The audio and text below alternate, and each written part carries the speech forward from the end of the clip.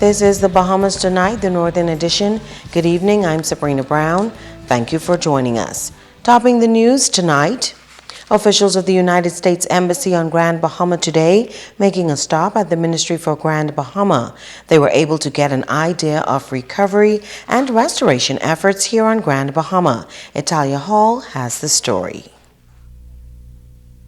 On Thursday morning, officials from the U.S. Embassy paid a courtesy call on the Minister for Grand Bahama, Dr. Michael Darville. In attendance were representatives from all government departments. Darville updated the officials on the progress made by government agencies and some of the private sectors since Hurricane Matthew. We have in place on the ground now to bring relief members from social services as well as a very strong urban renewal department that are in the various areas bringing relief as we speak. Our health services is well intact. During the hurricane, the Rand Memorial provided services on generator power.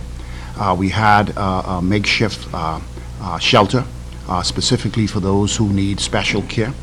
And as a result of that, after the hurricane, most of the individuals who needed special care were either taken back to their various residents or to an additional shelter that we had open for a period of time before we found temporary residence. The Assistant Director of Social Services says they have assessed over 2,000 persons to date. At the moment, we have on record over 80 persons who we have in a shelter arrangement who have been displaced. That does not total the total amount of displaced persons. As we go through the communities, we are finding people from various settlements living temporarily with others who have been based on the fact that they have been displaced. Meantime, Minister Darville outlined some of the relief efforts for Bahamians. We are presently now giving out supplies from NEMA. We had shortages, particularly of tarp and plastic. It was difficult to access them, even in the coastal areas where we usually import from Florida. And so we're now trying to bring supplies from further up north in, and that has proven to be a delay for us. But the people are in good spirits. They're hurting. The economy, we were on the rebound. Chargé d'Affaires with the U.S. Embassy, Lisa Johnson, commended Minister Darville and his team for the quick response following Hurricane Matthew. It sounds like you have things well in hand here. It's only been 2 weeks since a really devastating Category 4 hurricane. And this isn't what I expected to see or hear at this point in the recovery process. I know people are hurting, and we'll drive out and see some of those areas in 8 Mile Rock and West End, and it's going to take some time to rebuild and recover. But we're here today really also to take a look both at the affected communities, but also in Freeport itself, the industrial sector. We have a number of large American investments here, the tourism product, which the U.S. is heavily involved in, and see what it's going to take to get things moving forward again and how quickly that can happen. Italia Hall, ZNS Network News. The National Emergency Management Agency hitting the ground this morning, taking food and household items throughout the Southern District. Officials say this is just day one of the distribution process and that the entire island will be receiving packages. Megan Shepard reports. NEMA, the Royal Bahamas Defense Force, and the City of Freeport Council coming together to put together necessary supplies to be distributed throughout the island of Grand Bahama. Warehouse manager of NEMA, Tammy Mitchell, says that assessments are complete and the team has began taking essential items throughout the various communities. She says while everyone will receive goods, it was of great importance to assist the elderly and children. We're starting with the outlying settlements that's surrounding the warehouse, and this is primarily because these persons who live in these communities mostly my eyes and ears, so to speak, for when there's something wrong at the warehouse, or like for example I'll get a call and say, hey, the lights are on or somebody's lurking around the property. So it's good to keep that relationship with the persons in the Hawksbill community, Wellington Heights, and Prentice Point, Mactown, and Lewis Yard areas. And then we do plan to branch out into the other communities on Grand Bahama. These residents were very grateful to see NEMA within their communities once again. Thank you all very much for what you've done. You're all doing a great job, and I thank you for everything that you're bringing because we needed it so badly. And just thank you for being here.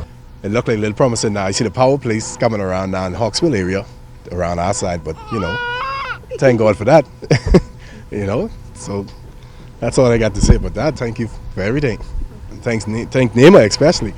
Mitchell says while food and household items are a major priority, families also need assistance with repairs to their homes. We're finding that some of the persons literally have supplies in their homes already to begin the building process. They need that extra additional hand now with the manpower, like to put up some plywood or some sheetrock or whatever it is. So we're going to look at that for them, or try to possibly turn it over to persons who can ably assist them. The Royal Bahamas Defense Force has played a major role on the island during and after the passing of Hurricane Matthew. Today, Chief Andre Major says their role is to ensure safety and a smooth process. We have officers on the ground assisting me in the NEMA now with security and distributing supplies. We started the day and we'll be continuing on throughout this week and as supplies come in. Like I said, we're working with NEMA and the other agencies to make this effort happen. Mitchell is reminding residents that the NEMA warehouse is not a distribution center, but to be on the lookout as crews travel through the various communities. Megan Shepard, ZNS Network News. The Urban Renewal 2.0 also doing its part to bring some comfort to residents hit hard by Hurricane Matthew. Today, employees canvassed several communities, delivering assistance to those in need. Joan Davis-Roll reports. 2 weeks after Hurricane Matthew, Urban Renewal has hit the ground running, not only restoring homes on this island, but lives. It was a massive undertaking as the Urban Renewal 2.0 team on Grand Bahama galvanized all of its resources and were out in full force just days after the passing of the ferocious Category 4 hurricane called Matthew. Back then, this was the state of a home of an elderly couple, which was pounded by the treacherous storm. And now, thanks to the efforts of this leading social agency, it's music to their ears as work crews are at work, and the couple can now boast of having a brand new roof. I want to thank Lady Reckley. I called her the day before and I tell her my distress, and she said to me, I will be there in the morning. So said, so did. When I look in her house, I walked through there, I had to go home, and I went in the house, my house, and said, Lord, please help her. Because I didn't have as bad as her, you know. But she's blessed. Thanks. I give you all thanks for what you are. The sentiments of this couple mirrors that of many area residents who marvel at the quick response of Urban Renewal officials. A Mission Deputy Director Michelle Reckley says they are committed to as they strive to help the masses. I never seen nothing happen so quick in my life. To know the hurricane that's gone and they don't fix my place, you know that's good. You know, and Bahamian people need to stop and thank God for we get, because we have a good governor. Pleased with the work that Urban Renewal is. Yes, if I please. Look at the work they're doing already. And the hurricane that's gone. Only Jesus could have gone faster than that. Those who have been hardest hit, those who have lost most, and of course persons who are handicapped, our seniors, they take priority on our list. And as you can see, in this home where 13 persons live, of course a gentleman with no legs and a wife of 82 years old. They were literally looking at the sky. But today, Urban Renewal has come, the contractors are here, and the roof is already on. We're going to do this throughout Grand Bahama. However far wide we have to go, you know, mentally it's not easy, but with the help of the good Lord, we will bring help to these persons who need it. Thank you so much, Deputy Director of Urban Renewal here on the island of Grand Bahama. And while this may be the first stop for them in the restoration process, the next stop is Hawksbill here on the island of Grand Bahama. In the absence of electricity, generators are going as work crews are busy restoring the homes of Hawksbill residents. We might lose material things, but God had Michelle in place to replace it and the Prime Minister. So I thank you from the bottom of my heart. Didn't expect it this quick, you know, but thank God, you know, it's good. It's good. While high praises continue to come in for the government, this youngster, in her own special way, is also giving thanks to Urban Renewal and a higher power. I trust in you, Lord. Like Tampa Electric and other stakeholders, Urban Renewal 2 is underground, attempting to restore this island to a state of normalcy. In Freeport, reporting for ZNS Network News, I'm Joan Davis-Roll. One of the island's major employers is giving an update following the storm. Tonight, officials say the ship care facility has recovered quickly.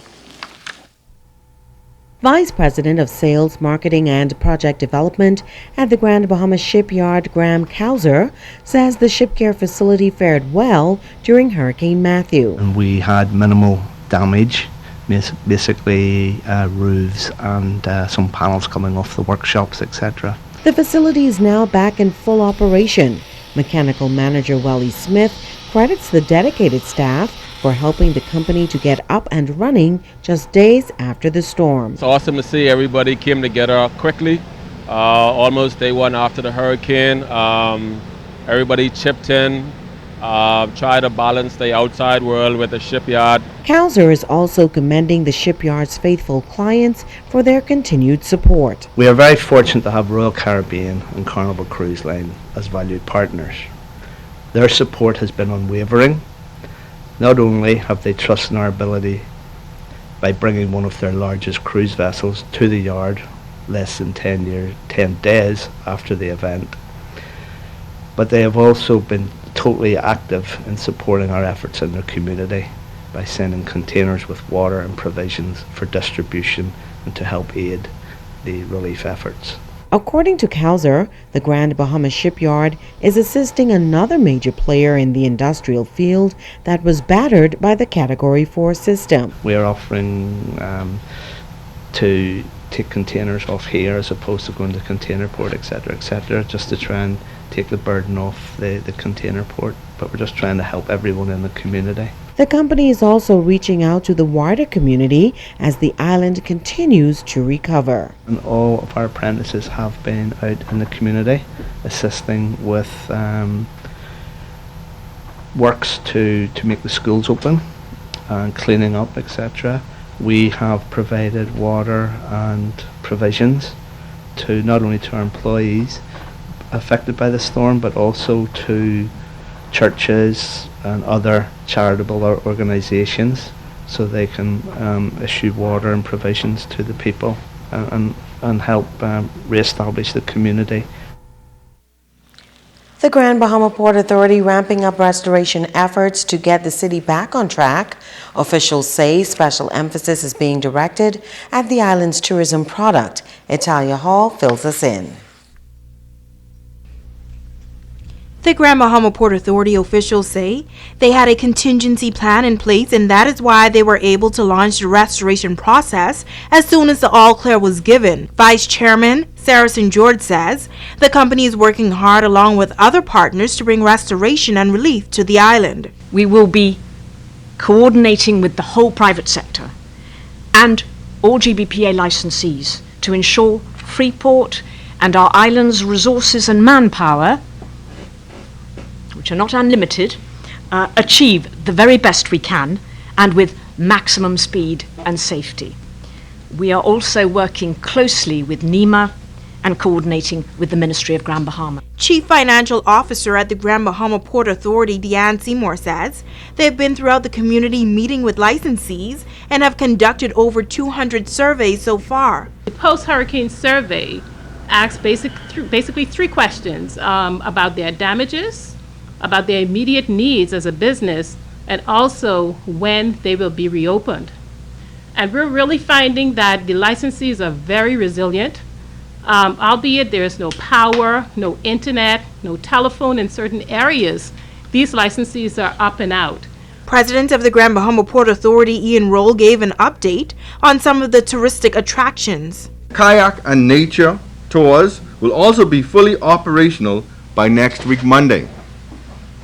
Bahamas Adventurers should be open for business by Friday of this week. Port Lucaya Marketplace should be open for business by the end of the week. Vice Chairman of the GBPA, Henry St. George, says relief is equally important as rebuilding and restoration, adding that he and a team of volunteers have been going door to door to meet with residents. If your community hasn't seen us, if we haven't had a chance to visit you yet, we are coming, so you can expect to see our team of 40 or 50 volunteers out in your communities. On top of our care package distribution system, we have currently at the harbour a 40-foot container with 5,500 bags of ice in the process of clearing customs. Italia Hall, ZNS Network News. Stay with us, there's more news after this.